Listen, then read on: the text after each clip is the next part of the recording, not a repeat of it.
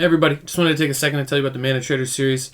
Mana Trader sponsors our channel. It lets me rent decks so I can play everything I need on MTGO to show you guys decks going on in the format, what's happening in Magic at the moment, and lets me help keep playing there, keep making the content you guys want to see. So if you want to play in the series, it's a once per month Eternal format series on Magic Online. You can sign up for Mana Traders using code A22EN. It's code A22EN. You'll get 15% off your entry, you'll get 15% off your subscription each month, and then you'll get free entry into the Mana Traders series where you get to play for a big payout. If you look at the payout here, huge prize pool, $4,000, $2,000, a bunch of credit towards it. Top 8, everyone's getting paid out. Even just in the Swiss, you get paid out for placing, so you don't even have to rely on one tournament where things go good or bad. You can actually get paid out for just playing a bunch during the Swiss. And there's a lot of good players in it, so it's a good place to step up. It's a good place to play against the best in the game right now and get better at playing Magic. So, again, if you want to sign up, use code A22EN at checkout for 15% off. 2, 1, record. All right, welcome everybody to another episode of Making Magic Happen, brought to you by RW Hobbies and Games in Livonia, Michigan. I'm Zach, and today I am joined by RW team member Kyle Boggemus. How you doing, Kyle? Hey, good. How are you? Good, man. So we were talking earlier in the week. This is about 5 days-ish after the modern bannings, the President's Day massacre, if you will, where we lost Uro, we lost Field of the Dead, we lost Mystic Sanctuary, Simian Spirit Guide, and one other card, I believe. Typhoon's Trickery. Typhoon's Trickery, there you go. The one that I never actually saw cast in Modern. So we lost a bunch of cards, and I know your head immediately went to, hey, Stoneblade's playable again. Mine also, it didn't go right there. It first went to, hey, Snapcaster's playable again, and then, 10 seconds later, I was like, oh, wait, is Stoneblade also playable again? But, yeah, we both got some Stoneblade on the mind. We want to cast some Stoneforge Mystics, because to be quite honest, Stoneforge Mystic was not great when people were playing Uro and Field of the Dead and Mystic Sanctuary all over the place. There are just better ways to use those cards than Stoneblade. Put them out of the picture. Hey, maybe Stoneblade can be good again. So, kind of just wanted to take a little while to just talk over some lists, talk over some positioning for the deck, talk over some things you want to consider when building it, and just do a whole video on Stoneblade, I guess. But before we really get into that, haven't really talked to you in a while, man. How you been? I've been good. Busy with work. And actually, since the pandemic, I actually haven't been playing a ton of Modern. I've been focusing a lot of my time on Standard, on Arena. But basically, Stoneblade's kind of drawn me out of retirement after Nice. the Euro ban. Nice. Yeah, I've actually been seeing you crushing it in Standard, which is cool to watch. You look like you're starting to become one of the best Standard content producers out there, man. Oh, well, thank you. Your words, not mine. But I basically play every day so I can get these daily arena rewards. So Sure. it's definitely been helping me out.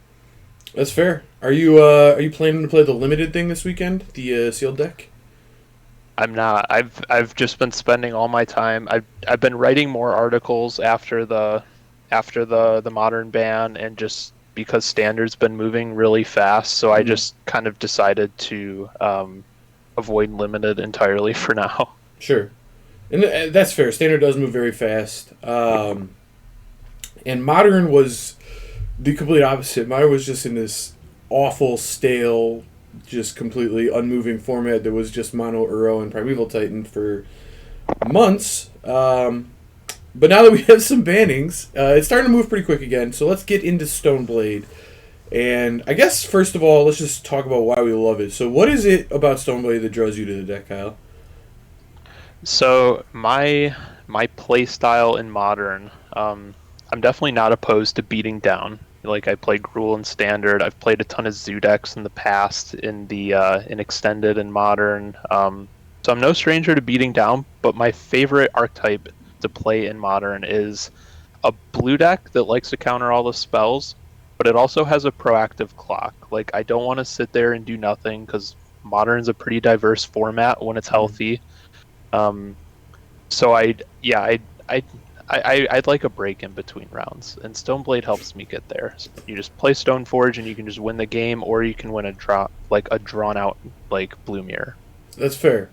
That is completely fair. I agree with you. I think Modern, there are just some decks where if you just sit there and try to win with Planeswalkers, like a lot of blue decks do, you're just going to have a tough time. When you tap out for more expensive stuff in Modern, bad things can happen to you, certainly. They can... Not only are there like decks that flood the board with cheap stuff, so tapping out for expensive stuff can be bad against those. There are decks that can resolve some things that are absolutely horrible for you if you do tap out, so I agree with you. There's a reason Delver is the best deck in Legacy and has been for like 10 years at this point. It's just a clock with counterspell backup is a solid strategy in Magic. And there really aren't Delver decks in Modern. Delver's just not a good enough card when you're not pairing it with Days in Wasteland. I guess the closest is like Death Shadow with Stubborn Denial, but this is also kind of close to that strategy, and I think that's why we both love it. For me, my love for this deck actually started in Legacy, where it was a much different deck. It was like just a pure control deck, because I was playing Back to Basics. It's almost like a prison deck, too. That was before Astrolabe, which, incidentally, maybe it's good again, because Astrolabe's banned in Legacy, but it doesn't matter. We'll figure that out later. But yeah, when I got into Legacy, it was the cheapest deck I could build, because I already had all the blue and white cards, and it only required one duel, because I was playing Back to Basics, so... Yep. It was my first Legacy deck. It was one I liked, so... But anyway, we're talking about Modern, and not only is this deck awesome that, you have the counter spells, and you have, like, a clock, you can end the game. I love the versatility of the gameplay because, like you said, you can't sit there forever in Modern in general, but there are some decks where that's good, and when that is good, this deck can do that. And when it's not good, well, I can just be on the Stoneforge beatdown plan, right? Or the Spell Queller plus Stoneforge beatdown plan. So, I love the versatility. But let's start talking about this list. So, I think the first thing we both did was build a blue-white list. This on the screen you're seeing here is my take on it. I know Kyle's, yours was slightly different, but I guess we can get into some of the differences and talk about what we like and what we're seeing just around with other lists we're looking at as well. So, first off, 4 Path to Exile on the Stoneblade list mandatory, right? Yep. Yeah, unfortunately, it's the best removal spell we have. Kind of short on options without splashing a third color. Yeah, so I think that's just... I mean, you have to do that. 4 Stoneforge Mystic, would you ever play 3? No, and I've never... It's been like years since I've actually boarded out a single Stoneforge Mystic in any matchup. Really? I will board one out in a lot of matchups. Yeah. No, never. Okay. For me, at least. Maybe I'm wrong. I don't mind cutting one in some matchups, but that's a different, I guess, argument. But for the terms of building the deck, I think we both agree 4 in the main is a must. Yep. Yeah, absolutely. Outside of that, my deck only has one other 4 of in it, and that is Opt, which I don't think is very good, but I think you need to play in this deck. How do you feel about Opt?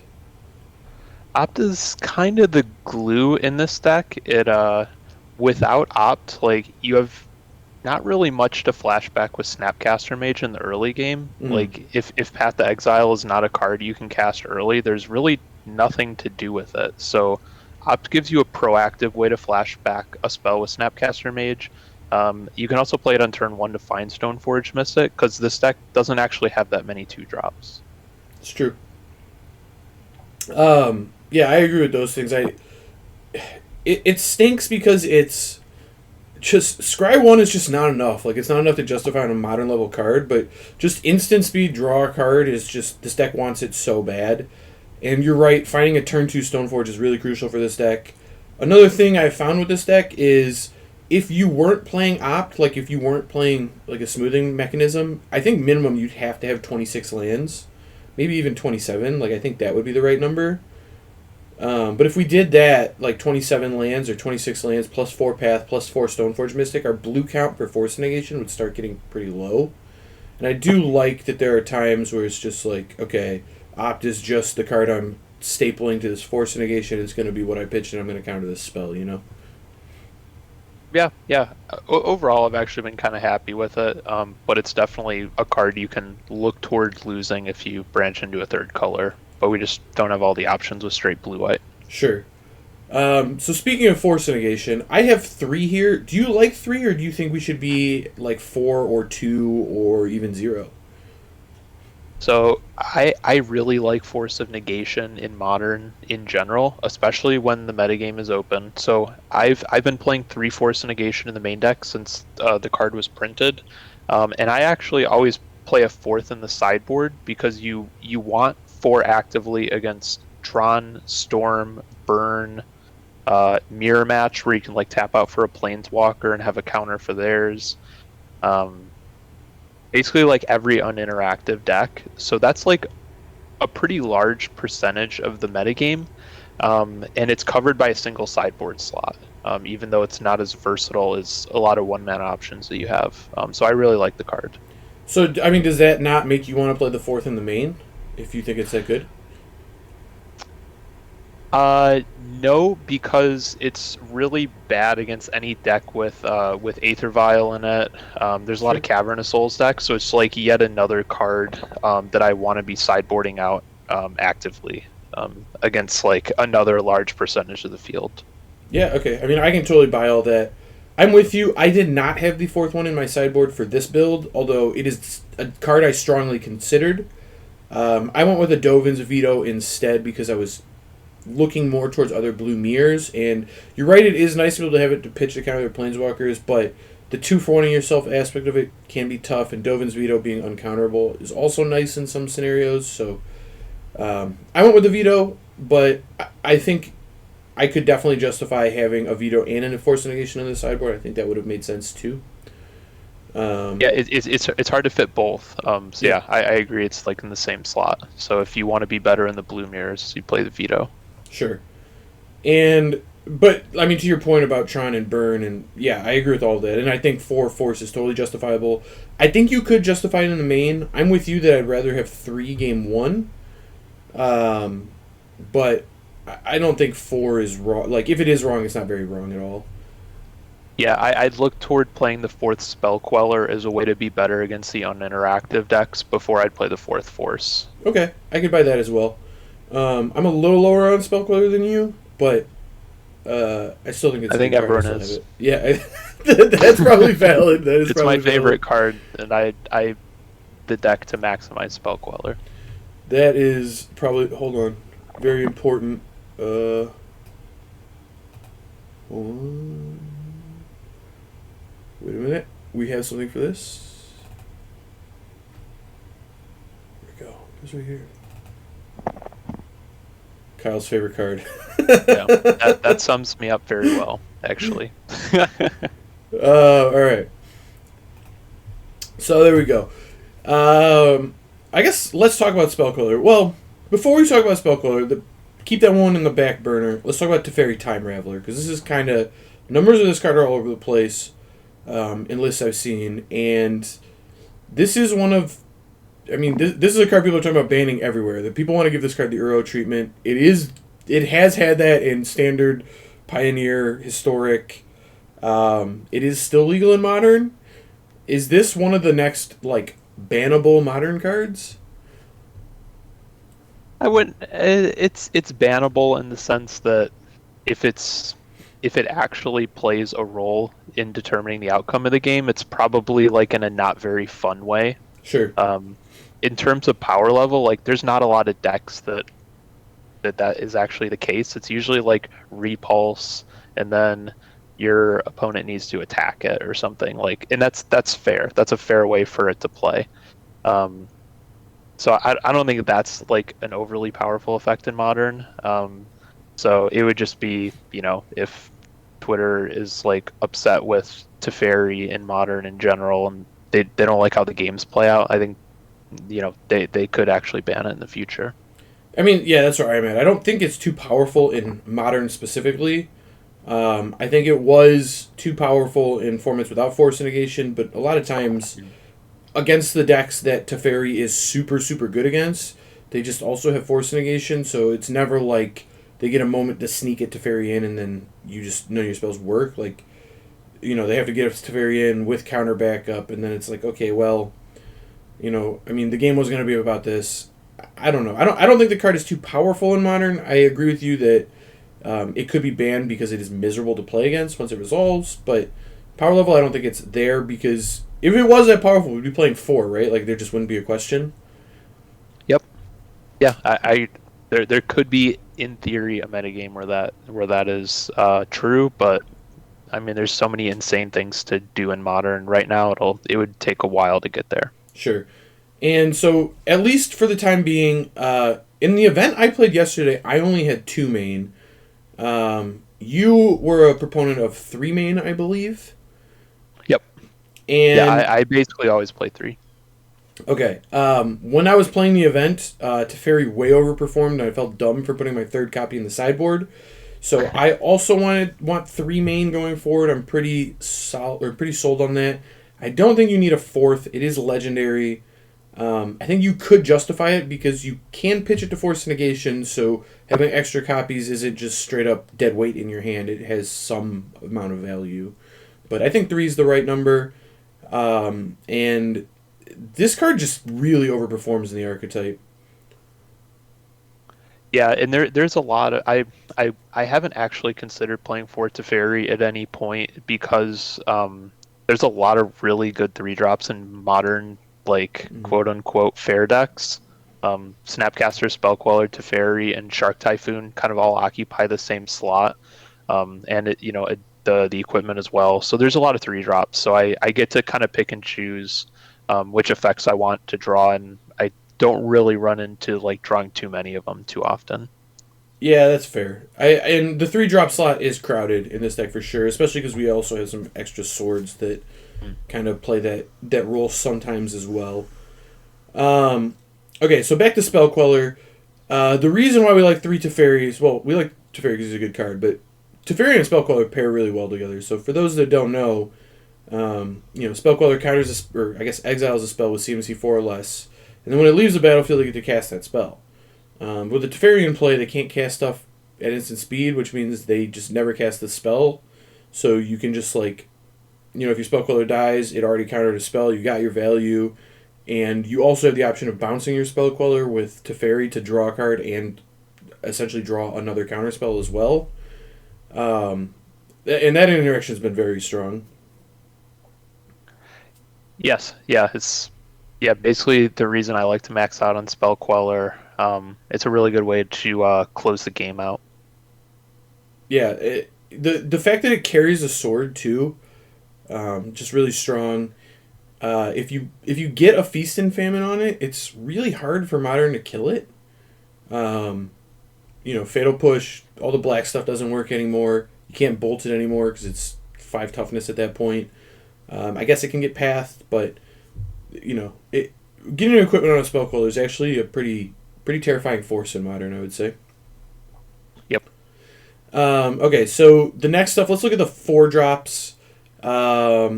Cryptic Command, 3 of. I wanted 4. I couldn't pull the trigger. It was a little clunky. You think 3 is the right number, or you wanted less? So, historically, I've played 3, but we still have like a little bit of time to adjust with the Mystic Sanctuary ban to know if 3 is still correct. Okay. I have, even when Mystic Sanctuary was around, I think I wanted, not to sound too obnoxious, but I think I wanted like 3.5 Cryptic Commands to go with the Mystic Sanctuaries because it's instant speed over Jace. But now I probably want like 2.5, I'd say, just because it's lost a lot of power without Mystic Sanctuary. That is fair. It has gone down quite a bit. And so I agree with that. The Mystic Sanctuary ban definitely hurt Cryptic stock. But this deck is somewhat lacking in card advantage. It's not terrible. Like, it definitely has sources of card advantage. You can find spots to generate some cards, but Cryptic Command is just so efficient at it, and the card's just so good. It's just never dead. And this is the only Cryptic deck I've played in Modern where I legitimately that I can remember that I actually use Cryptic offensively. Just the tap your team, draw a card, bash with like my Batterskull and my Snapcaster Mage to get 6 damage in or whatever. Yeah, I do. I do it the most in Jeskai, but this is probably the second most offensive Cryptic Command deck that I play. Sure. I guess, yeah, I have done it in Jeskai. I haven't played Jeskai in so long, though, that it's hard to actually say that, but that's fair. And 2 Jace, would you ever consider 3? Do you like Jace in the deck? When Mystic Sanctuary was legal, I played 2 Jace in this deck, mainly because fighting with Cryptic Command, 6 4-drops is a lot, because like Snapcaster Mage will allow you to cast the Cryptics more often too, so you don't want too many 4-drops. So I've been happy with 2 Jace, because like it's a good way to slam the door, like when you have Teferi in play. Like Teferi into Jace is really good, your opponent can't interact with it. So yeah, I'm happy with 2. I don't think I'd consider a 3rd in this style of deck, because it's more of a flash deck. Sure. I wanted a 3rd at points just because my version has 3 equipment, which we'll touch on in a second. And the Jace plus Stoneforge interaction is very strong. It got banned in Standard for a reason. It was one of the most dominant Standard decks of its era. We've since seen some more dominant Standard decks, but back then it was a big deal. And Stoneforge Mystic it's so good against the decks that use removal against you to just play a Stoneforge Mystic, get an equipment, play a second Stoneforge Mystic, get an equipment. They kill both the Stoneforges because they can't let you just put the equipment in play because that's really hard for them to beat. And then you play a Jace and you get to Brainstorm and just put 2 equipments back and draw 3 fresh cards. But I think you can get enough of that experience with just 2 of them, so I don't really want a 3rd. I think 2 is kind of a must, though, because you do want access to that effect. And Jace I don't know, he's really good. You're right, though, that you just can't play too much because this deck is really mana intensive because of, there's a lot of 3-drops, there's a decent amount of 4-drops, and the equipment plus Stoneforge package is also just very, very mana intensive. Yeah, I've tried versions with 1 Jace just because I don't like that it's sorcery speed, so I've tried just the minimum, and I felt like I flooded out too much, like without some kind of hammer to just end the game that Jace is. And that's fair. So let's touch on the equipment. I think this is the big difference and the sticking points between how we're building the decks. Batterskull and Feast and Famine are a must play, right? There's just no world where in Modern your Stoneforge Mystic deck isn't playing exactly Batterskull and Feast and Famine. Yeah, every matchup that I can think of, I know in my head when I'm just shuffling up for game 1 that I want to search for either Feast and Famine or Batterskull. So it kind of covers every deck, actually. Sure. I would argue that's not the case. I think there is one other type of deck that those 2 equipment does not do very well against. And it's not a very common style of deck across many formats. You don't see it in a lot of formats, but it is very prevalent in Modern, and it's very prevalent at the moment. And that archetype is creature combo. So against creature combo decks, Batterskulls you're playing against creature decks in general, but when the creatures don't need to attack or block to win the game, Batterskull doesn't really do that much, right? Correct. I would probably search for Feast and Famine in that case and try to leave up counter spells. Sure, and that is actually a very reasonable thing to do in that scenario. I mean, Feast and Famine is probably the better play there, but Fire and Ice is a lot better against those decks to just routinely pick off the cheap little guys. So I do like it for that. I'm playing the Fire Ice because I like just having an extra thing to get with Stoneforge.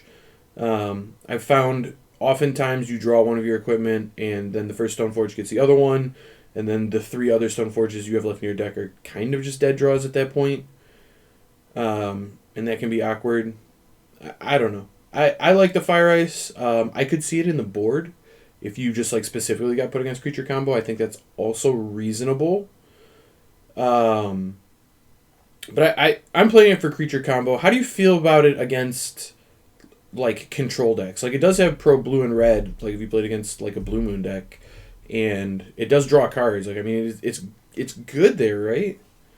Yeah, and it's your comment about it being a potential in the sideboard is also very valid because post board I'd expect more artifact hate, like maybe where the pro red is relevant against like Blue Moon, for example. They probably bring in a Braid to make Stoneforge worse. It's definitely at its best against fair decks where you just want like a critical mass of equipment where like maybe Batterskull does nothing. So you just want like this extra thing to get. That's like, yeah, that's definitely very valid. So yeah, I could see it as a sideboard card. I like it in the main in this build. I think I could take it out. But I don't know. I think that's just what it is. I think in my build, and I think you brought this up before the cast, it was a pretty good point. I was really hating Celestial Colonnade. You'll notice looking at my my land base, I don't have a Celestial Colonnade in the deck right now.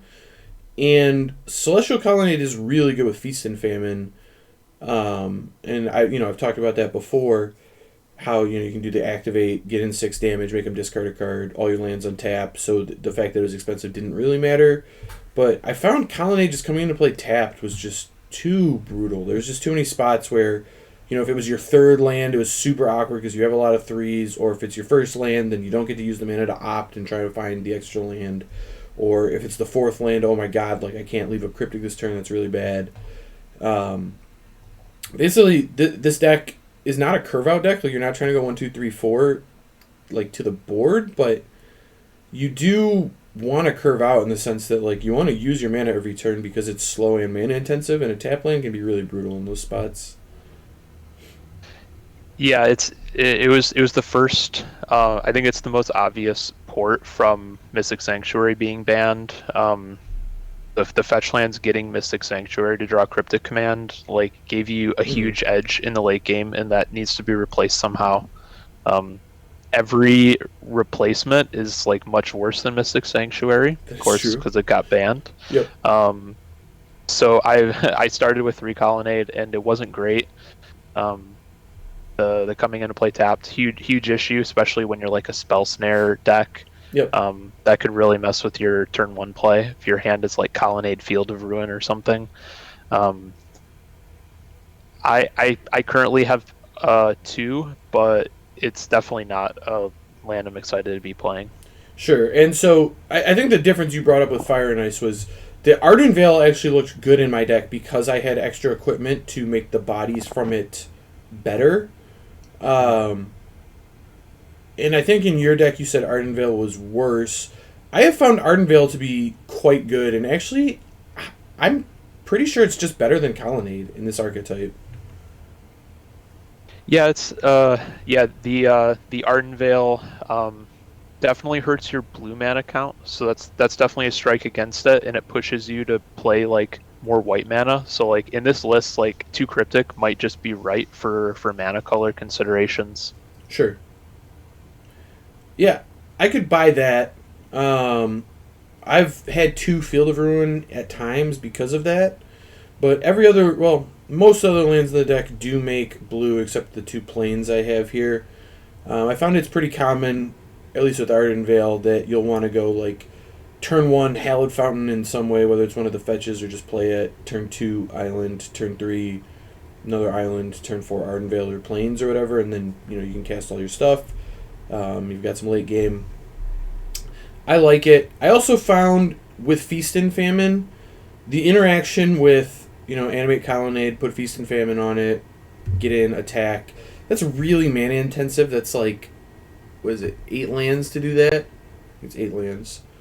Yep. And it's good when you get there, but 8 lands is a lot, and I have not found with how this deck plays that I was getting to 8 lands very often at all.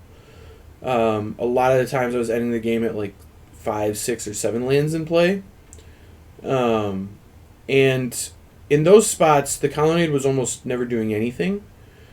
And with Ardenvale and Feast and Famine, Feast and Famine untaps your lands. I can, with the trigger on a stack, tap 5 lands, put a 1/1 in play.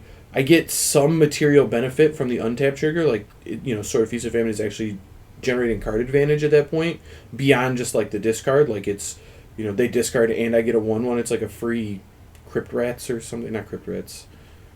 Burglar Rats or something. I don't know. And then, you just get to untap and threaten to make another 1/1 if you need a blocker or, something to put the Feast and Famine on next turn. I don't know. I really like Castle Ardenvale. I think it's strong. I think even though we were excited for Colonnade to come back, I think Colonnade might just still be dead, man. Yeah, it definitely could be. In the more castles you play, Celestial Colonnade, not a plains or an island, so it makes whatever castle you wind up playing a little more awkward. So there's definitely a limit to how many of these mana sink lands, be it a castle or a Celestial Colonnade. There are, you can probably play like, I don't know, I think you could probably max out at 4. Okay. They're all pretty reasonable though, and they shine against different decks. Like, I think the castle is best against removal based decks. Yeah, I mean, that's definitely true. It's definitely better, or against like control decks, like it's good at pressuring other planeswalkers. Using it to generate blockers is not typically a winning strategy, although it can work. I mean, there's spots where it comes up, but it's not amazing. I'm with you. I would like another spell land of some sort. You mentioned Vantress. I think Vantress is interesting for the same reasons Ardenvale is interesting. It's an untapped spell land in this deck that works with Feast and Famine to some extent to get some scry value in. I don't know if there's anything else along those lines. I might have to keep looking, but I do know that whatever the spell lands we're playing, I really want to be untapped because tap lands in this deck are just not good. Yeah, so I have a Blast Zone. Okay. Which it's kind of whatever mana sink lands you have, fields, castles, colonnade, blast zone, etc. I think you kind of have to be consistent in how you build your deck, because we're always making this trade-off of, do we want a more powerful mana sink like Castle Ardenvale, makes white mana. We don't want more white mana, and it costs even more white mana to make. But the 1/1 is like kind of core to your theme of this deck, like making instant speed, uncounterable bodies for swords. At the same time, you're sacrificing consistency. Castle Vantress, like scrying 2 might be worse than making that 1/1, but it's an island for Cryptic Command, or a blue mana for Cryptic Command.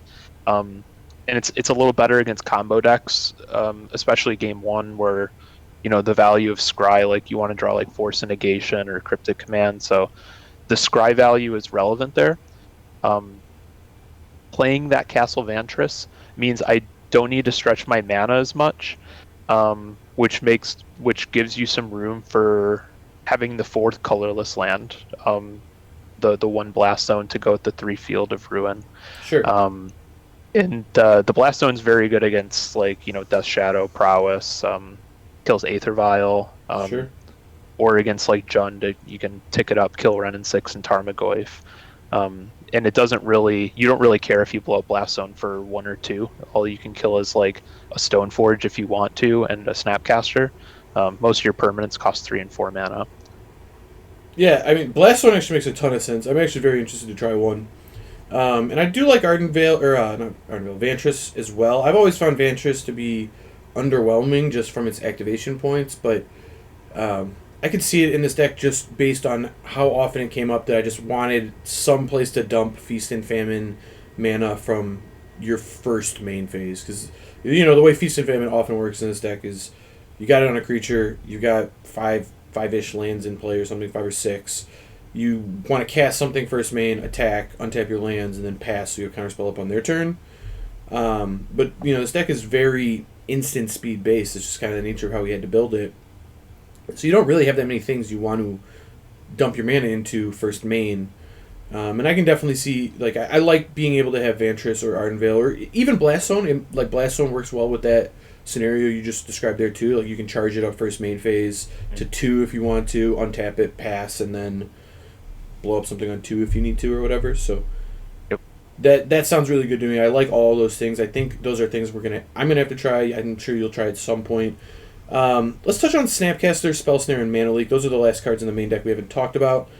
I have 2 Spell Snare because I think Wrenn and 6 is one of the best cards left in Modern. I want to be able to counter it, but I also think this deck can be kind of slow at times and suffers from being on the draw some amount of the time. And I like that Spell Snare is actually a good turn 1 play, which this deck is really lacking when you're on the draw. Yeah, I I typically favor 1 spell snare, 1 dismember. But the what you described of, you know, being on the draw, you can have a lot of opening hands that have like a lot of action at 3 and 4. So you just need like any way to interact in the early game. Mm-hmm. Spell snare does a good job at just interacting with whatever they do. Like I don't care what they play on 2, I'll spell snare it. I think that's really good. And it's also another glue card that makes Snapcaster a little better. Sure. So I can't fault you for playing 2 or 1. It's really a metagame call. Yeah, and I think that Dismember is also an interesting call. You're right. Like, the reason this deck isn't playing for Snapcaster because, well, one, Snapcaster went out of favor a lot when Mystic Sanctuary was banned because in a lot of ways Mystic Sanctuary was a better Snapcaster mage because you just got to play, like, 9 of them or 10 of them in your deck if you wanted to. Even more, I guess, because you'd have 10 fetch lands and, like, 3 Mystic Sanctuaries or something. So you just constantly had access to that effect. So Snapcaster, like, wasn't providing a unique effect, and when it's not doing that, the 2-1 body's a little underwhelming in Modern. But now that that's banned, Snapcaster's a unique effect again, and it's very powerful. I mean, there's a reason it got banned. That effect itself is very powerful. Getting access to the spells in your graveyard is very powerful. But we still only have 3, and it's because there's just not that many good instants in this deck to bounce, or to use again, I guess. And I mean, you even said it with Opt, like, we're playing Opt just to kind of get the count up to have Snapcaster to be able to flash something back. When you get to flash back a Snap, or a Path Exile, I mean, it's excellent. It's super strong to have your Snapcaster be another removal spell, but it doesn't come up as often as you would want it to, I guess I'd say. Yeah, like basically I would only want 4 snaps in matchups where Path to Exile is extremely live, and I'm okay casting it as often as I possibly can. Sure. Every other matchup, it's like I just don't want that much. That's fair. It is a nice just instant speed threat against, you know, slower matchups where you can hold up, you know, maybe a hardcast Force Negation or a Spell Queller, and if they don't play something you want to counter, you can just end a turn, Snap, Opt, and then you have a body in play to put some equipment on. That's good. So I do think Snap has value. Additionally, it's pretty sweet with Teferi. I've had this come up a couple times now where, you know, end of turn, Snap, Opt at some point in the game, and then I've just got a 2-1 in play that's not really doing anything. Maybe it's getting brickwalled, but then you know, later I play Teferi, bounce my Snap, then I get to Snap and Path, and it's just very... I found that interaction to be super strong. Yeah, the fewer the amount of spell quellers you have in your deck, I think the more often I'd be likely to make that play. Sure. And yeah, I mean, that makes sense. But it, you know, a lot of the reason Teferi was broken at times, it was like, Teferi always feels bad because of, you know, its static effect, but when the card is like truly good, it's because you have good bounce targets on your side, and it's like a divination that also is like a Arcane Laboratory, I think is the spell maybe. They can't cast stuff on your turn. I think so, yeah. But, you know, just bouncing a Snap or a Queller and just drawing, you know, getting just a fresh card, which can be a land you might need to hit, or, you know, even another spell, and then a good spell in Snapcaster or Queller is just so strong. It also comes up that Teferi can bounce Batterskull, which is really nice, to just reset it so you don't have to pay the 3.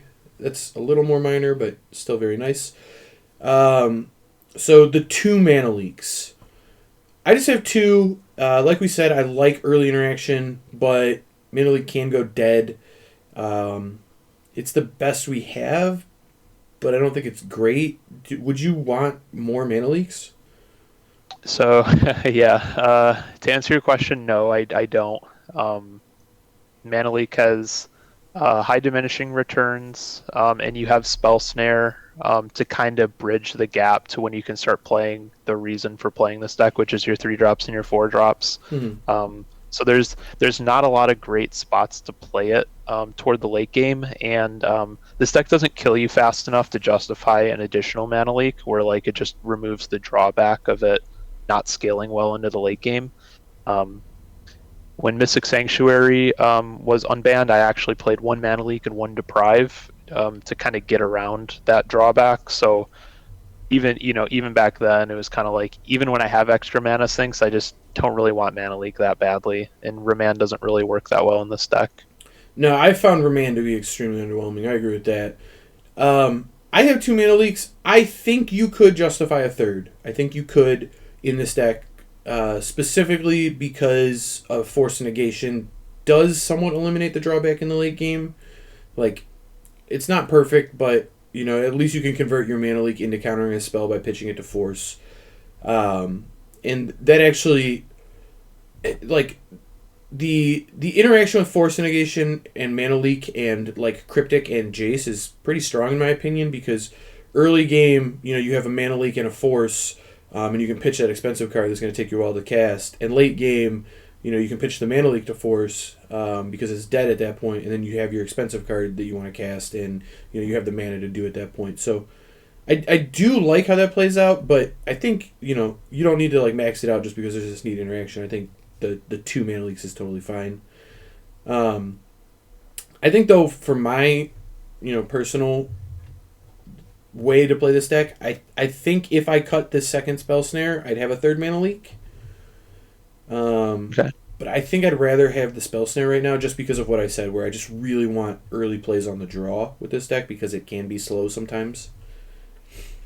Yeah, and I'd expect people to try out like various mid-range control decks, and they all are centered around some 2 mana card advantage engine. So Mhm. like for us, it's Snapcaster and Stoneforge, but like Jund, like you mentioned, as Ren and Six, and basically every deck has something like that. Even these Omnath piles have like a growth spiral that I'd be interested in snaring. Yeah, Snare and Growth Spell is great. They also play Ren and Six. That's great to snare. The one deck it comes up where Spell Snare's pretty bad is Prowess decks, because they generally are like all 1 mana spells. But a lot of the things you would play against those decks in that slot instead aren't that much better. Like mana leaking a 1 mana spell is also not amazing. I mean, you'll do it, but it's not amazing. But you can get a morph, even like against Prowess, you can Spell Snare Morphos, and that ends up being pretty good a lot of the time. Yeah, in that example, I actually wouldn't be embarrassed to have like 1 Spell Snare in my deck even post board, just because keeping up with their velocity is so important, and that might stop like a turn 2 Stormwing entity or something. Sure. Yeah, that's fair. Okay, so let's get into the sideboard. One card that we both have in the sideboard at the moment that I've seen a lot of lists play in the main deck is Shark Typhoon. Let's discuss some Shark Typhoon, because I think when that card got spoiled, we even did a video on our channel about how it was going to change Stoneblade, and we were trying it out. And it has been very good. I liked the card, but I don't have any main right now. I don't know. How do you feel about Typhoon? I think in the main deck, Typhoon is worse than Spellqueller and Snapcaster Mage. Okay. Its most useful quality is that it's not Spellqueller and Snapcaster Mage, so you get to kind of diversify your. I would think of Typhoon mostly as like a 3-drop. Mm-hmm. So having one is very interesting. Even with that though, I don't like it against a lot of modern decks. Like they're doing like very powerful things, and just like making a 1/1 that draws a card like isn't great against like a lot of these combo decks or like really fast creature decks. But I do like them against blue decks. Sure, and I agree with you there. I mean, the obvious spot where they shine is blue decks. It is nice as a feast and famine mana dump place, because it can be kind of like a blue fireball. It's not really that, but It is nice there, but you're right that it is at its best by far against other blue decks, and I think one of the reasons we're both low on it at the moment is a lot of the better blue decks just got banned, right? Like all the Uro decks, all the Mystic Sanctuary, that's all gone, and there's a lot more non-blue decks currently. I mean, that could change depending on how the meta shifts, and if blue decks start to become a big force again, you might want Shark Typhoon again in the main, but for the time being, I'm happy with it in the sideboard. I will say, our deck does have a lot of counterspells in it, and playing against Teferi Time Raveler can be really annoying, and Shark Typhoon is like absolutely one of your best possible tools to beat Teferi Time Raveler. So I like having the card in the 75, but I am pretty low on it in the main at the moment. Yeah, both you and I are playing two Shark Typhoons in the sideboard right now. There used to be like a similar slot of like, I need this thing that doesn't die to removal like Spell Queller does against these fair decks. But I also don't want this threat to get like mystical disputed. So like sometimes I would see like one Monastery Mentor in the sideboard of Stoneblade. Sure. I think Typhoon is just like almost exclusively better than that. Because of like what you mentioned, it gets around to Fairy. So I think it has a place in the sideboard. If Stoneblade, I think Stoneblade is really good right now in Modern after all these bans. So it could easily be an arms race in the future for mirrors, where it's like, you get a little better in the mirror, but you sacrifice percentage elsewhere. I think Typhoon would be a good spot to just main deck and give yourself an edge. Sure, yeah, and I agree with that. Speaking of Mystical Dispute, one Mystical Dispute, you good on that number? Yes, because it's if I play two, I don't want to dispute and two mana leak in my 60 at any point. So like I'd basically be wasting a sideboard slot by making my mana leak cost 1 mana less. Sure, and that's where I'm at. I like having the 1 mana spell against other blue decks. It's nice to be able to keep up, but there's too much overlap with mana leak. This is not like Standard where mana leak doesn't exist, and it's like, dispute just as like it's your best cheap spell, and it does like the fact that it goes dead isn't that big a deal because you find spots for it. It's like if you have a bunch of disputes in Modern and you have mana leaks, like half your deck goes dead in the late game, which is just not good. All right, I have 2 Ashiok Dream Render. It is Graveyard Hate. It is hate against Primeval Titan. I think the card is quite strong. I don't really want to go up to 3 because it's clunky, but I'm definitely playing 2. Any disputes there? I actually don't play Ashiok at all. I've tried it in the past. I just can never get behind it for a few reasons. One, you mentioned Primeval Titan. We did. You mentioned that video we did maybe eight or 9 months ago at this point. Mm-hmm. I played my Stoneblade deck against your Primeval Titan deck, and the matchup felt really good for me, like just with Aether Gust alone. So I don't think I need more help there. Ashiok's also a 3 mana play, which I like Spell Queller, Teferi's fine, and Snapcaster Mage is fine. So it would require like kind of just tinkering with my powerful 3-drop slot, which I just don't want to really use any more sideboard slots beyond Shark Typhoon to just augment my 3-drops. Okay. And against Dredge, they can just kind of like kill you out of nowhere in a single turn. So Ashiok's graveyard interaction like is good against Dredge, but not great. Like they can easily beat Ashiok. So I have different graveyard hate. I play 1 Rest in Peace for Dredge and Jund. Okay. And 1 Containment Priest. That's the one that is pretty uncommon. It fights with graveyards on a different axis, and it stops like everything except Ox and Creeping Chill out of Dredge that I really care about. But more importantly, it stops Aether Vial and Pyre of Heroes out of goblins and Aether Vial out of humans. Sure. Yeah, I mean that's very relevant. I don't think I think your approach there is totally reasonable. I've liked Ashiok, but I agree with you that it can be underwhelming against Dredge sometimes, so I definitely don't fault you for going the Rest in Peace route. I think if Dredge picks up, I probably would move more towards Rest in Peace, but I've seen a lot more Primeval Titan recently, so I've liked the Ashiok, but I think I think you could do Rest in Peace plus Aether Gust, and that would be fine. And oh my god, Aether Gust is still really good. Even with Uro gone, Aether Gust is good, man. This card, it is. this card is just, it's so much better than it looks, always. It always overperforms. I have three cards in a Modern sideboard is a lot. Like, Modern sideboard space is precious. You have to really want a card to put 3 in. And having said all that, am I wrong not to be playing 4? I currently have 2 Gust and 2 Celestial Purge. Okay.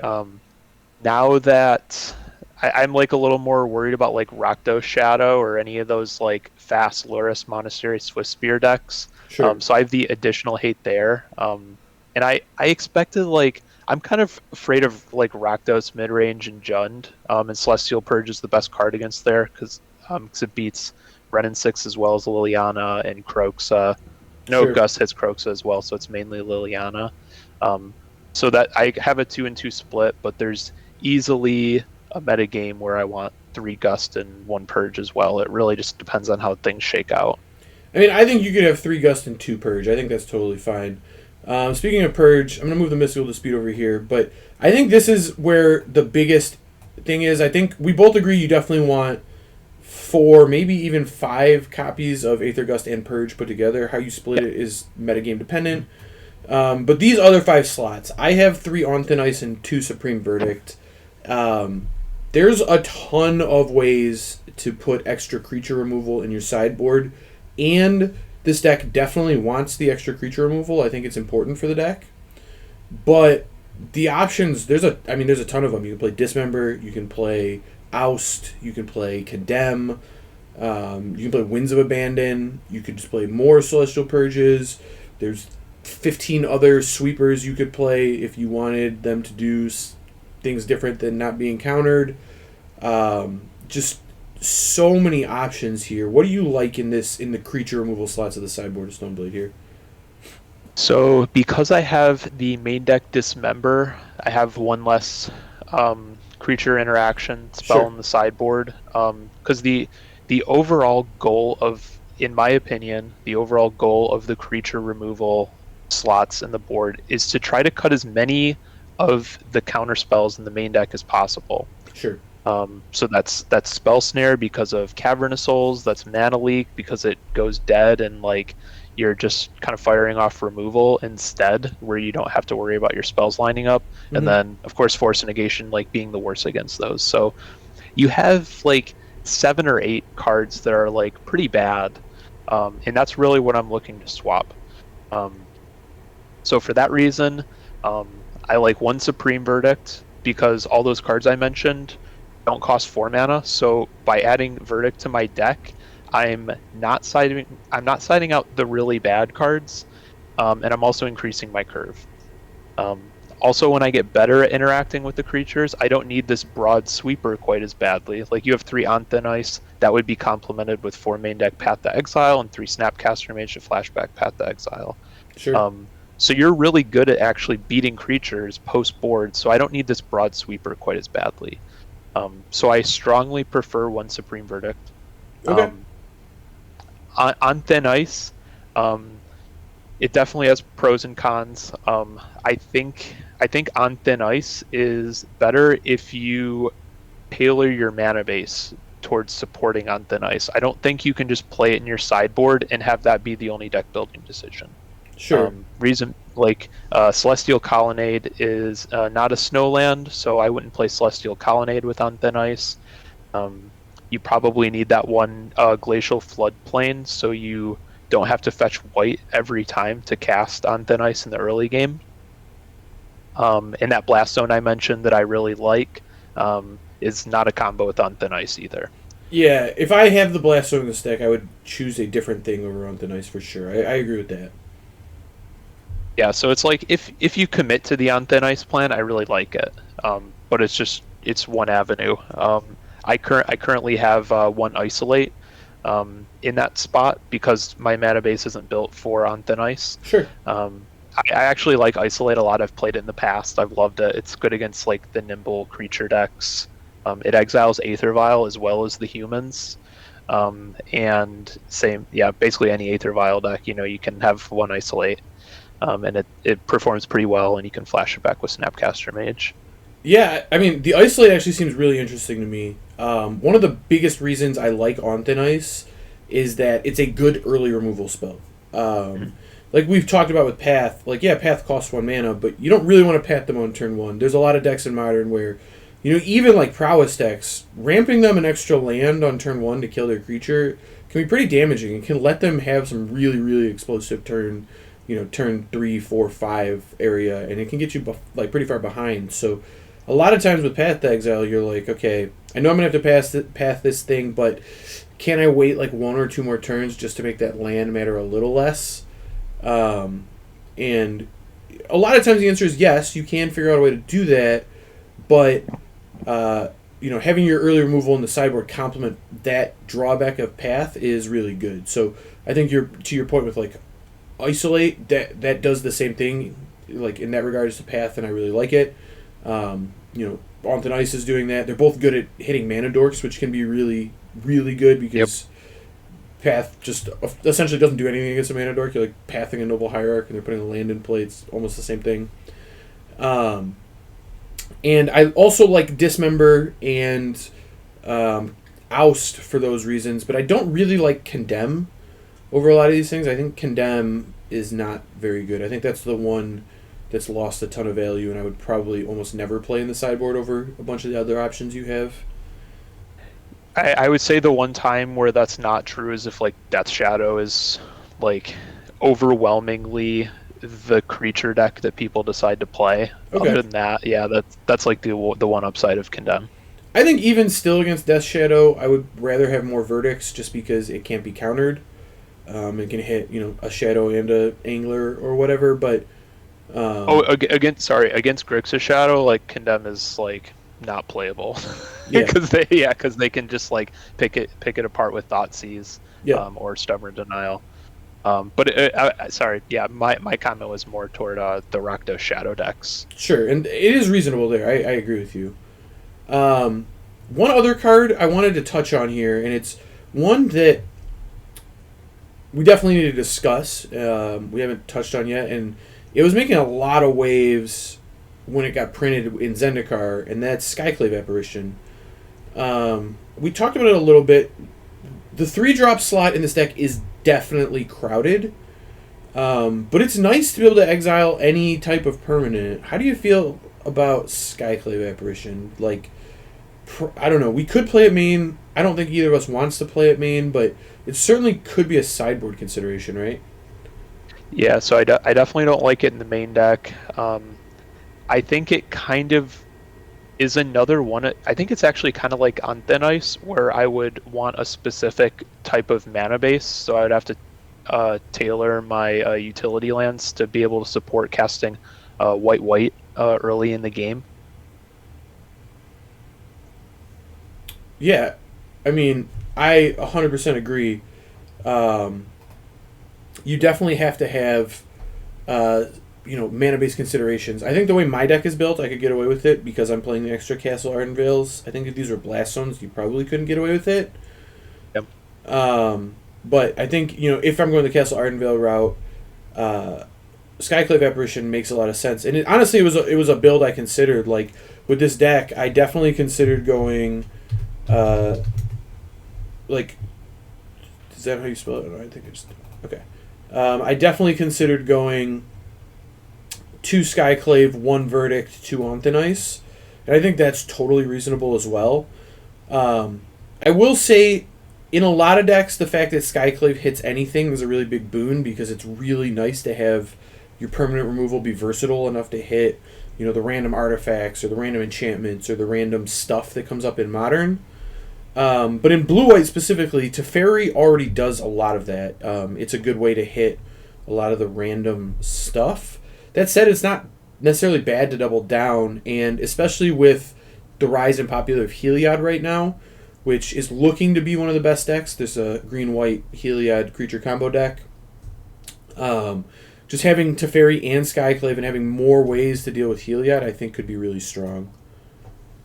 Yeah, I think Heliod was the most interesting of the permanents that you mentioned because we're pretty soft to that card. You need like a if it's not Skyclave apparition, it'd have to be like Detention Sphere. So like, there's really not a ton of ways to interact with it. I mean, Um, yeah, the only thing you can really do against it is like Teferi bounce it and then counter it on the way back down. yeah, missing the fact that it's a creature, even though it's not a creature, is like pretty awkward with Force and Negation. Mm-hmm. I do agree with you that it's like occupying a similar slot as Supreme Verdict, like it's a sorcery speed removal spell. Um, so yeah, I agree with your thinking there with how you built the anti-creature part of the board. My my main issue with it though is like Force and Negation's a free spell, Mana Leak's a 2-drop, Spell Snare's a 1-drop. Those are the cards I'm looking to cut.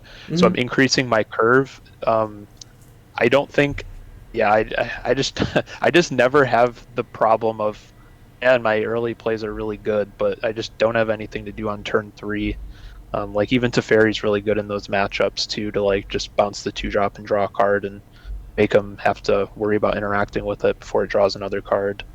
Yeah, so that's totally fair. So maybe I'm making the wrong cuts. Maybe I want some more cheap stuff, and it's like maybe I should be playing Skyclave Apparition over like Ashiok or Typhoon to some extent. I don't know if that's the case. I think that's going to be metagame dependent, but it is certainly a consideration for the deck, and I think there are going to be spots where it's good, I guess I'd say. Yeah, it looks like overall the sideboard, we're adding more cards for different pillars of the metagame that cost 3 mana and interacts with them, like Skyclave against creatures, Ashiok against graveyard, Shark Typhoon in mirror matches, and just other value decks. Mm-hmm. When in reality, the cards that I'm looking to sideboard out in every matchup are either going to be counter spells or Path to Exile, like probably 80% of the time. We can follow that. So we're increasing the curve in almost every matchup, and I think that was, I mean, we're basically playing Spell Snare and Mana Leak just so we can have like, really generic interaction in the first place, because that's like the weak part of this deck. Mm-hmm. So that's why I usually build my sideboard the way I do, and I'm like, I'm like skeptical of every 3-drop that I add to this deck because they're already so powerful. Yeah, and that is definitely the biggest downside of this is that Skyclave Apparition is an amazing card, in a vacuum, but its mana cost is not very good for this deck specifically. It is nice that it's a body in this deck because it can carry an equipment. That is relevant. But you're right, the 3 mana cost is rough. Honestly, if it was like a bigger body and cost 4, that would even be better for this deck, I think.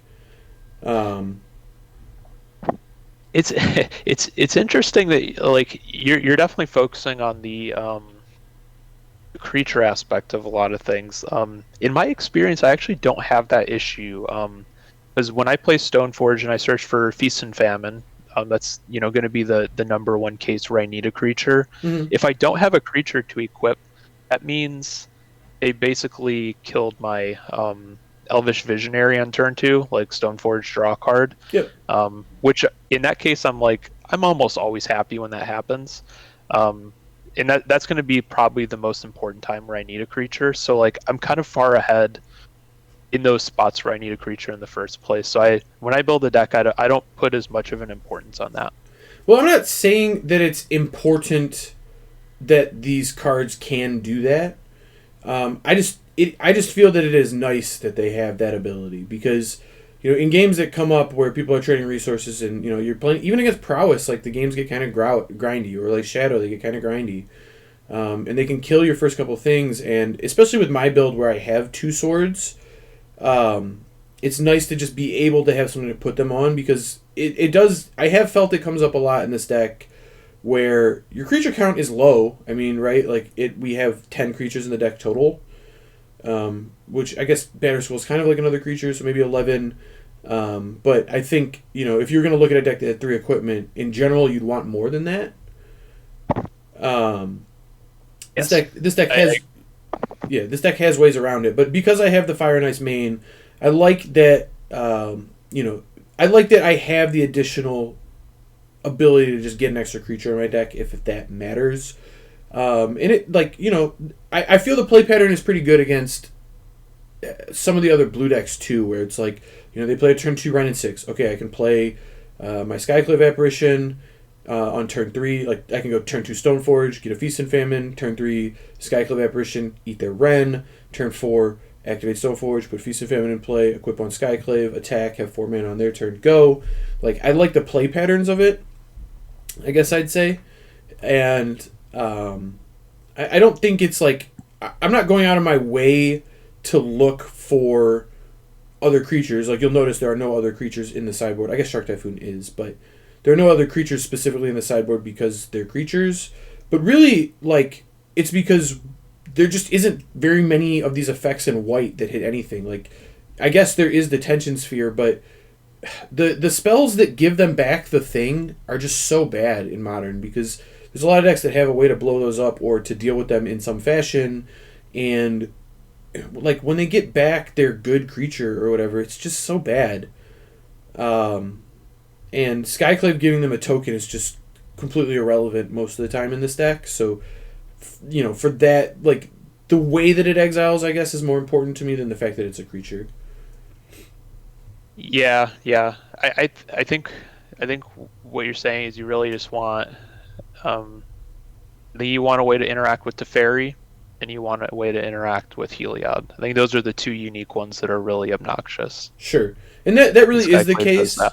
That really is the case. I will say, if like I know it's not, but let's say like if Council's Judgment was legal in Modern, I would 100% play Council's Judgment over Skyclave Apparition. Like it's not even close. But I agree, it's a spell. Yeah, but it's not legal, so it's just I think Skyclave's the best we got. For the like expensive removal, that is. I do agree with you mostly that the 1 mana removal is better, or like 2 mana removal, like a Purge even. So I do. That's another reason I play the Purge, because I think it's really good against humans. Sure. Enough to play 2 copies at least. I could get behind 2. I like a Winds of Abandon, especially if I go down on 1 Supreme Verdict. I tend to like Winds of Abandon more than most people, but I like that it's one of the few spells. It's awkward that it doesn't cover Path's weakness, it's just more Paths, but it's one of the few copies of these spells that you can Snapcaster back. And like when you only have 1 Verdict, it can come up that like having a pseudo second sweeper can matter if you get, you know, paired against Boggles or something like that where you want a sweeper effect specifically. So that's another option, although, you know, I don't have the card, and I don't think it's right at the moment to play it, but, you know, something to be on the radar. So let's talk about why blue-white and not other colors of Stoneblade, I guess. What's the biggest reason to you to just keep it straight blue-white? So, I think the biggest reason is Teferi Time Raveler. It sounds weird to say, but basically, I typically feel at a disadvantage when I play blue-white Stoneblade against any of the 3-color, just good stuff Modern decks. Mm-hmm. Typically because they have better 1-mana interaction, like they don't have to play Path Exile.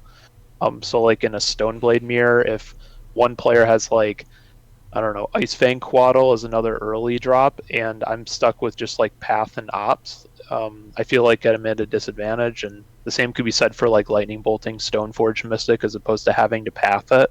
Sure. Playing, I think what I think is the maximum amount of Teferi's 3 helps keep me at parity and justify having like the stronger mana base. Yeah, and I definitely agree with that. I think the mana base for me is the biggest draw. Blood Moon's still a card in Modern. That hasn't changed. Boil's still a card in Modern. That hasn't changed either.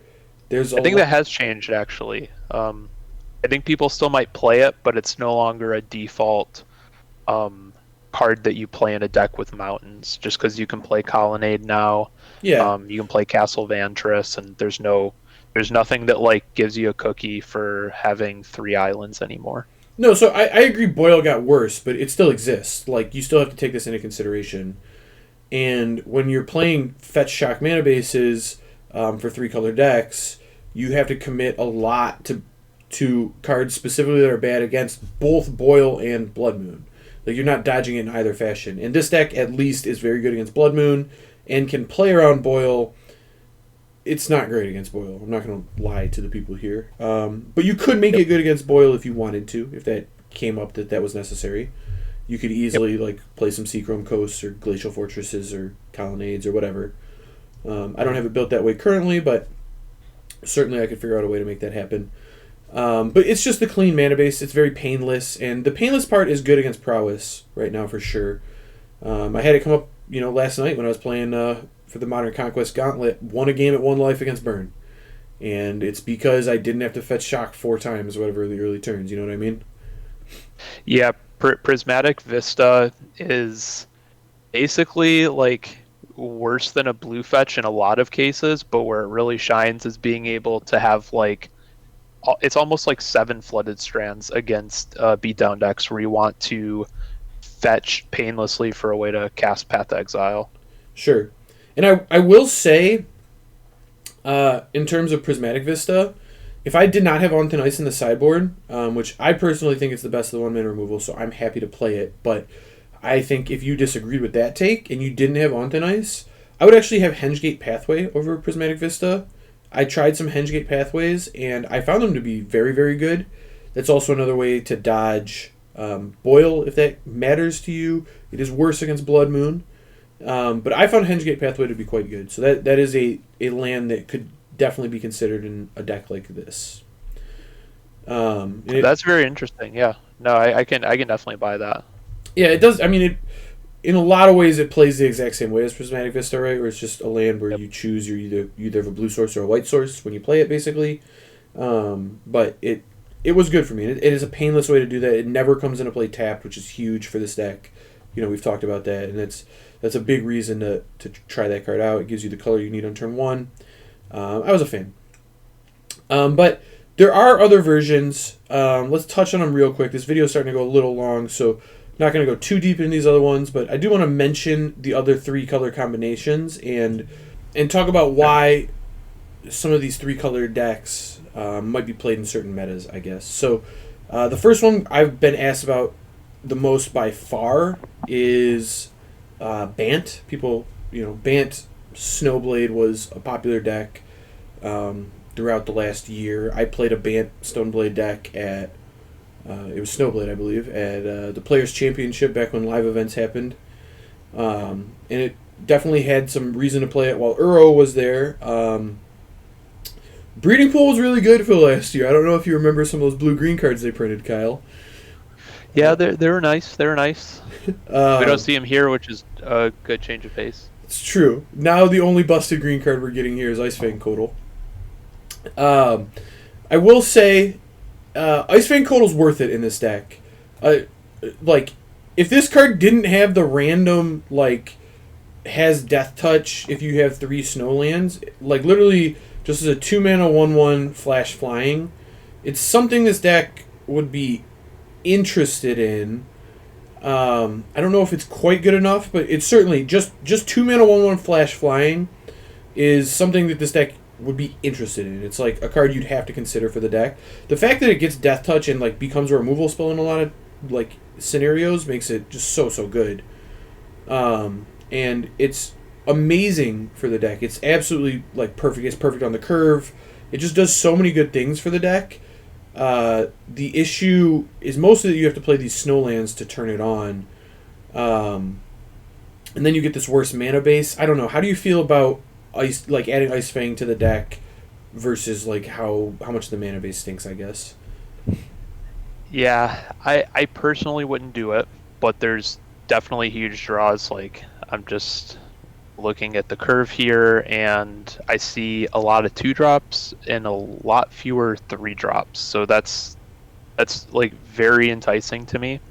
Because Snapcaster Mage, I would love it since we're just snapping opt in the Azorius version, if I could just draw a random card and pay 1 less mana and always have that ability to turn it into a cantrip, I would take that all the time. Yep. So yeah, there's definitely benefits, but I wouldn't do it because of the mana.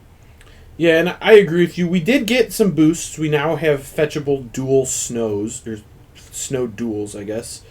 In Glacial Floodplain, Rhinewood Falls. There's also a green-white one if you really want to go hard into these. But we've already talked about how bad tap lands are in this deck in general. there is some added benefit that you can fetch for them so that you get the tap land and play at the best possible turn where it is convenient. If that makes sense. Like, you always want to be curving out, but sometimes your hand dictates, turn 3 3 drop, turn 4 3 drop, and maybe you can find a spot to put the Rimewood Falls into play there. That said, Ice Fang, needs the Death Touch in some spots. There's some matchups where you need the Death Touch, and you can't necessarily just fetch the Snow Duel like it's going to put you back, in some spots. And, maybe you can mitigate that by fetching basics, but if you're trying to fetch all the basics, like, you need to go blue and green on 2 to have Codal, which is Island and Forest, and at some point you want to cast your Stoneforge Mystic or your Teferi, so you need a Plains. But then it's like, well, now I'm not casting my Cryptic Command until turn 5 at the absolute latest.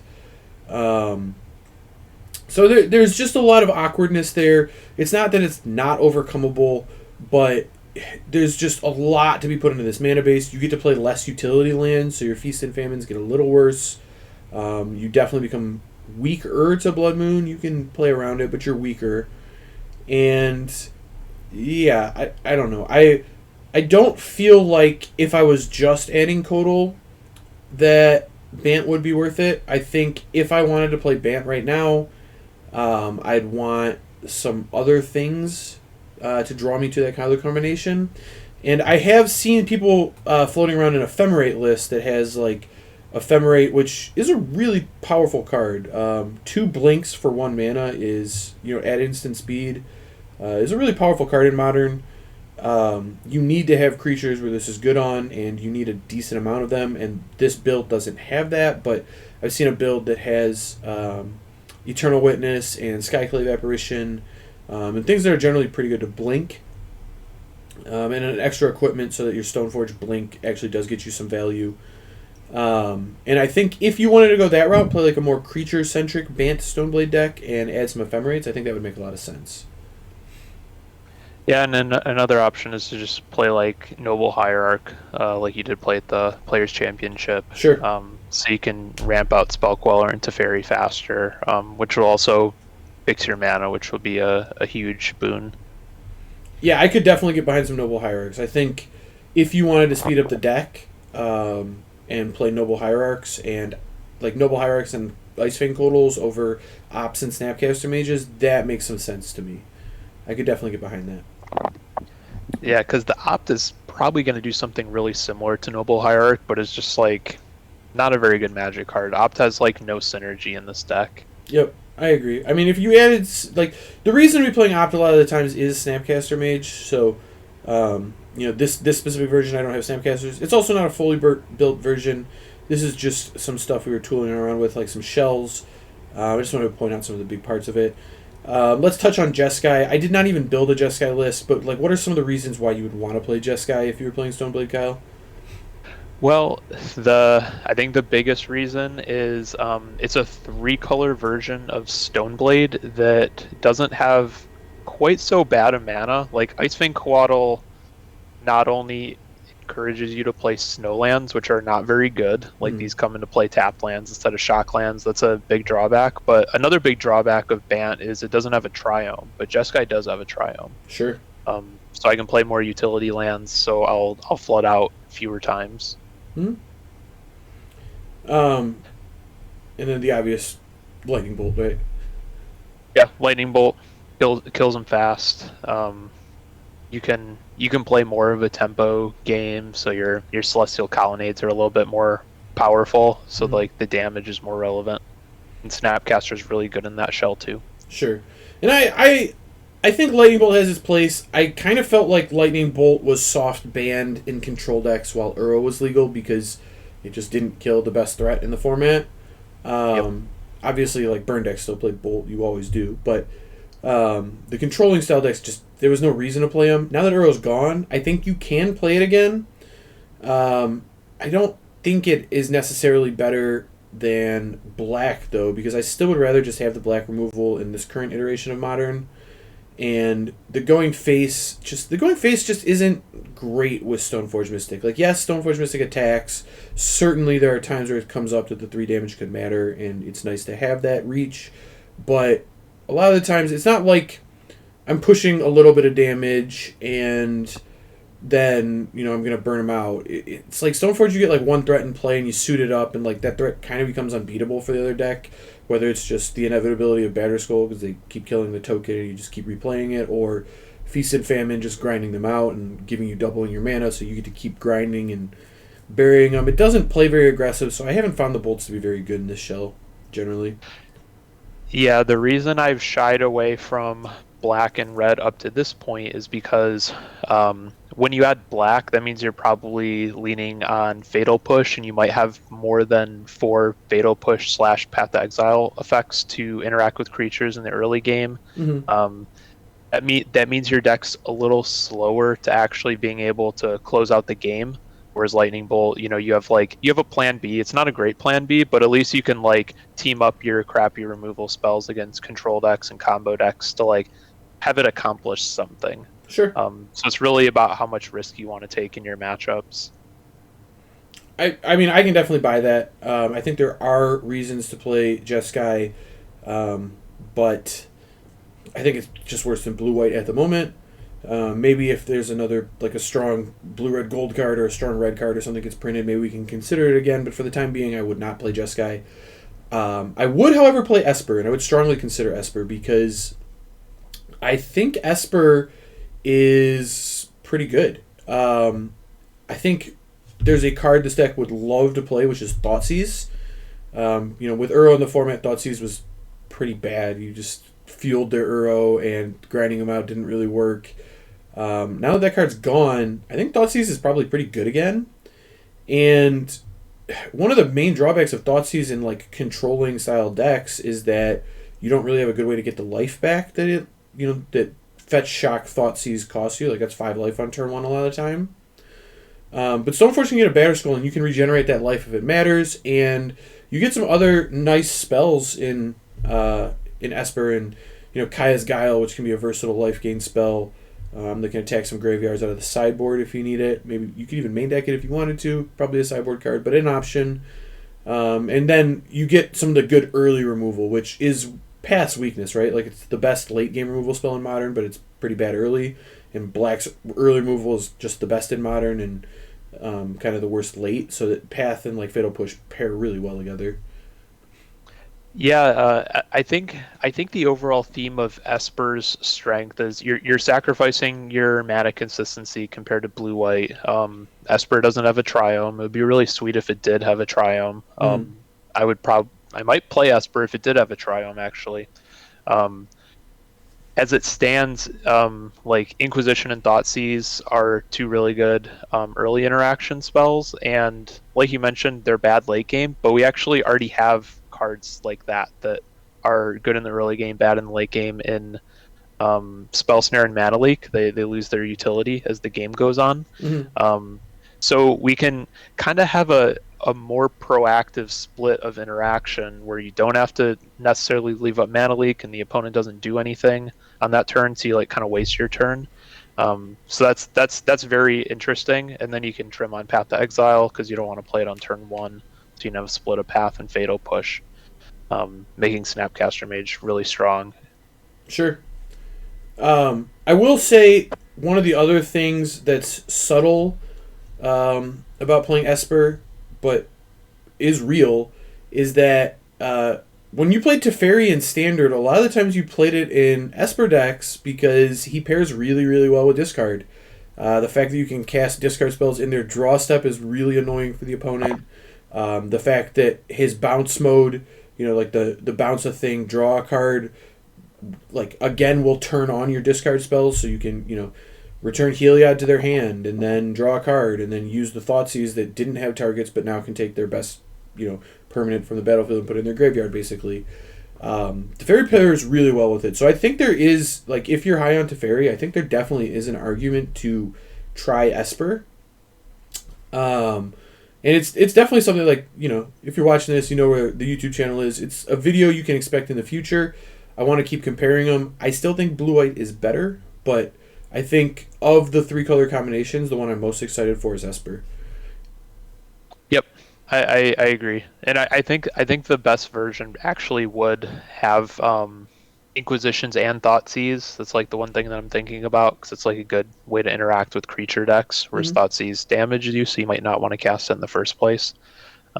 So there's a lot of tools that Esper has, so you don't have to play too many of any one interaction spell, which has a lot of value.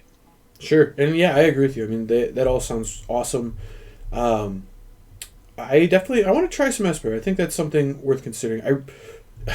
I wish we had Baleful Strix. Baleful Strix would also be the type of thing that would make Esper just a clear, this is the Stoneforge deck to play in Modern.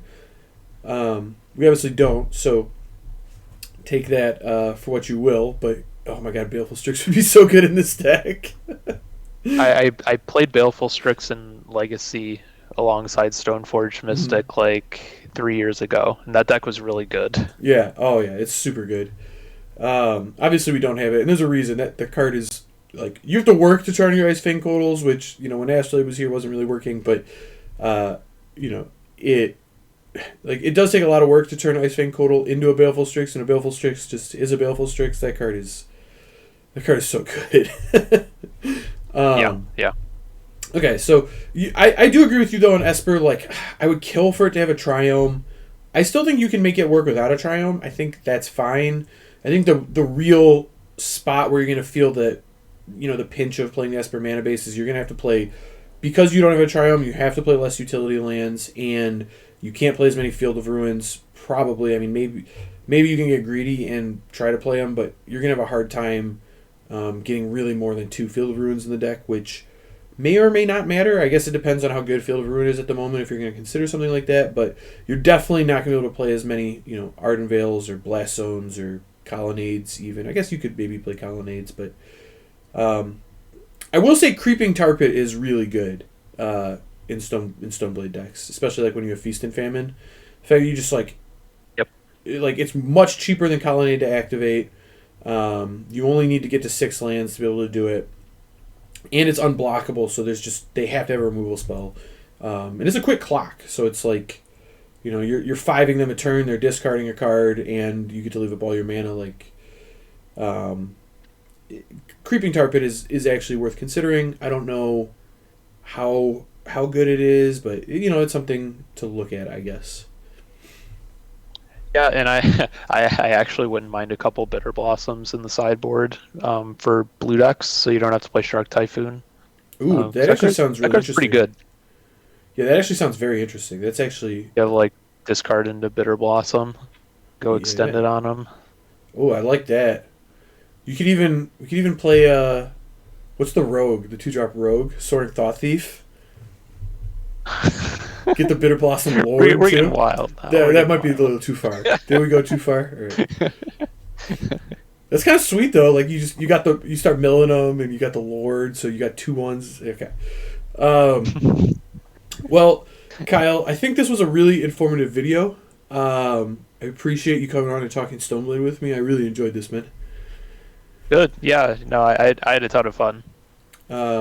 Remember, to everybody watching this, if you want to support the content I'm making here, and support Team RAW, which Kyle is part of, remember to leave a like on the video. Remember to subscribe to the channel, and please leave comments, because that helps with the YouTube algorithm. It helps us keep growing.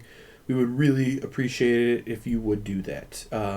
So thanks again for everybody for watching. Thank you again, Kyle, for coming out and spending some time to discuss this with me. And with that, we'll talk to you guys next time.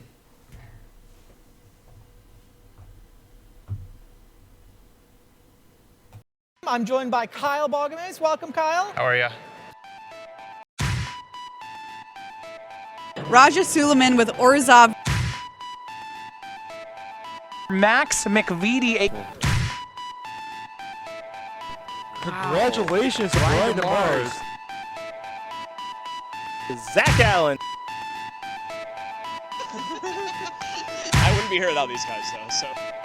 And the champion of Proto Counter-Attack here, Relax.